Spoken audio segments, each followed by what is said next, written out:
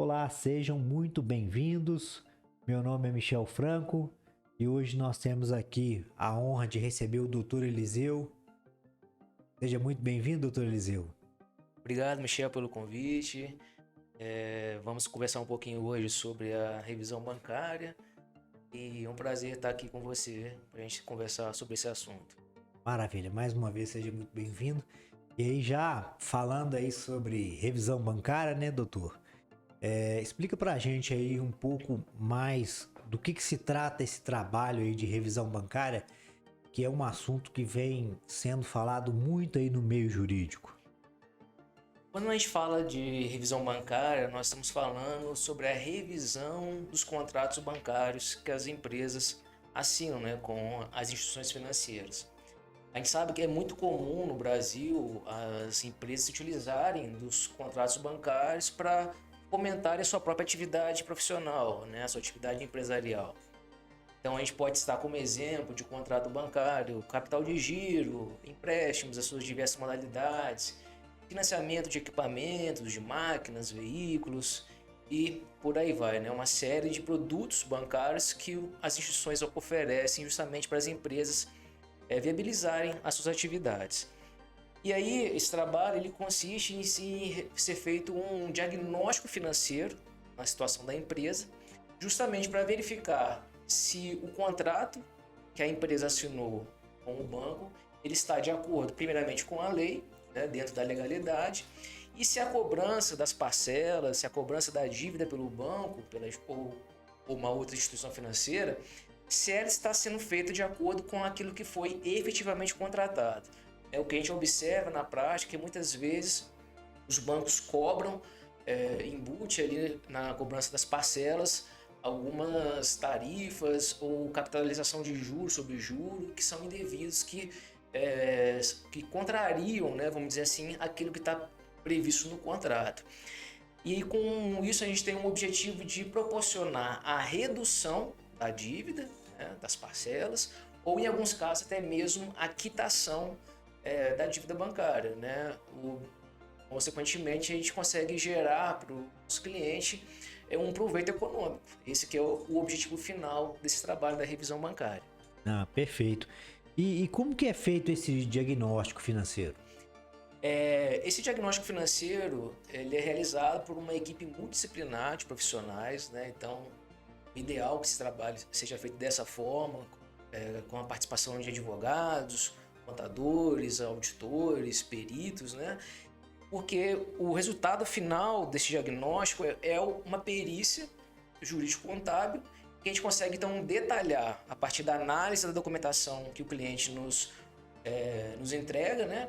Se é possível ou não ser pleiteada essa revisão. Então, o diagnóstico financeiro vai resultar nessa perícia que vai ser o nosso objeto para a gente buscar tanto uma negociação diretamente com a instituição ou na via judicial. Maravilha. E o cliente que se interessar em fazer esse trabalho, depois, né, de feito esse diagnóstico, como que é feito aí a redução e a quitação desses contratos? A gente, de posse então da perícia, né, contábil, que é o resultado do diagnóstico financeiro, são dois caminhos que a gente pode atuar. Primeiramente, a gente busca uma negociação extrajudicial diretamente com a instituição financeira, né? Normalmente não, as empresas que têm conta em banco, né, tem o gerente lá da conta que atende diretamente, né? E a gente passa então a apresentar para esse gerente o relatório o resultado, né, da perícia que foi feita, apresentamos os números e pedimos então que seja feita a revisão administrativamente, né, de forma extrajudicial. Em alguns casos, os bancos acabam acatando o resultado, né, da perícia, e aí automaticamente eles já fazem os procedimentos lá de redução das parcelas que estão em andamento ou a quitação, né, da dívida. Mas quando a instituição financeira se recusa, né, a efetivar essa redução, a gente não tem outra alternativa senão ajuizar uma ação revisional, né? Então a gente parte para a esfera judicial e aí deixamos a cargo do Poder Judiciário a decisão sobre a redução ou não, né, da dívida bancária.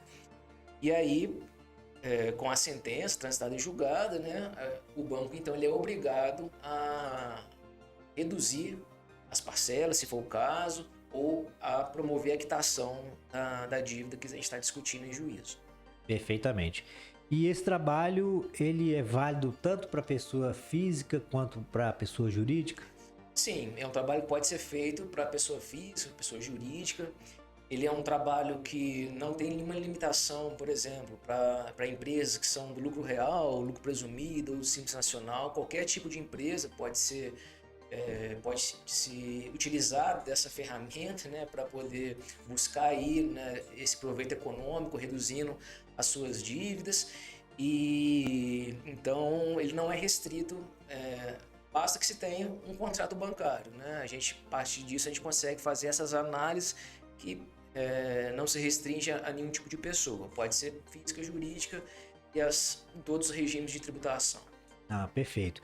E hoje também ele pode ser feito para qualquer tipo de contrato bancário, porque hoje a gente tem aí, né, os famosos bancos digitais, né? Sim, sim. E isso também é válido para esse tipo de contrato feito com esse tipo de banco? Sim, sim. Todo contrato realizado vou estender aí a nomenclatura não só a bancos, né, para instituições financeiras.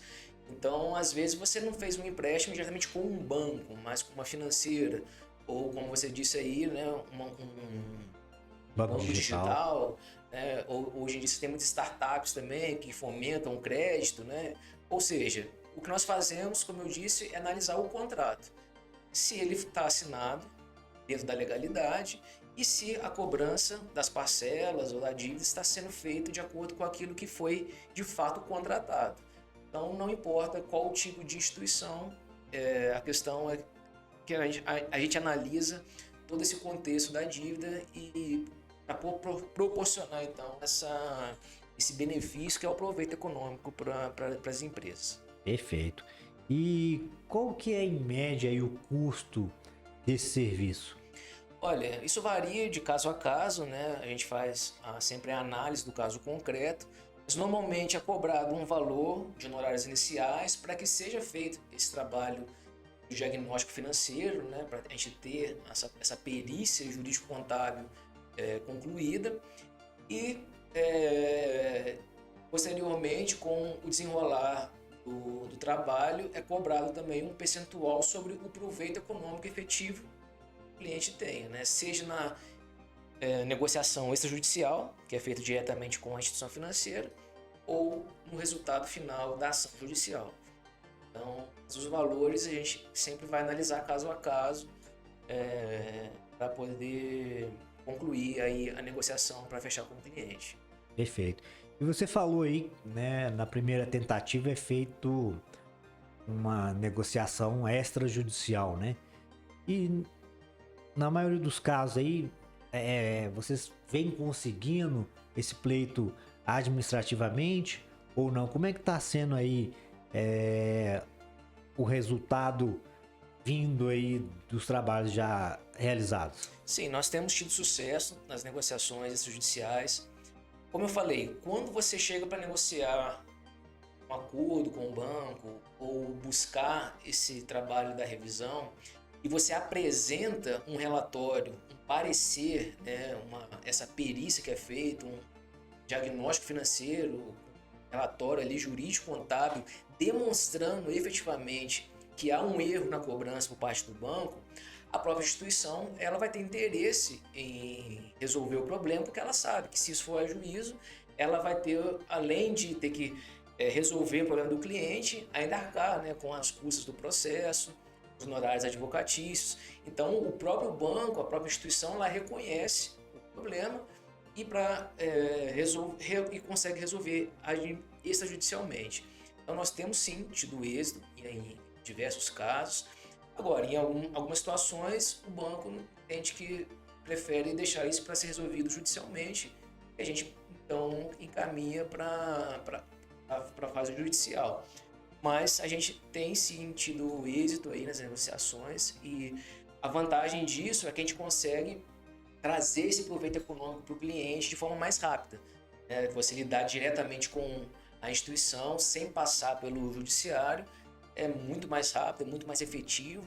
Então a gente se empenha bastante justamente nessa fase para tentar resolver logo de forma extrajudicial sem a necessidade do processo. Maravilha.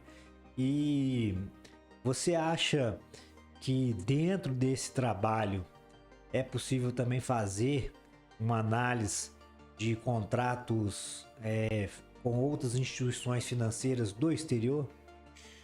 Olha, como eu falei, a gente sempre vai se atentar ao que está previsto em lei e na cobrança efetiva do que está sendo, aliás, na análise daquilo que está sendo efetivamente cobrado. Se é uma questão que envolve o direito internacional, a gente precisa analisar a legislação de onde esse contrato foi assinado, né? Tem toda uma análise que envolve não só a questão do direito brasileiro, vamos dizer assim, mas também de onde esse contrato foi assinado.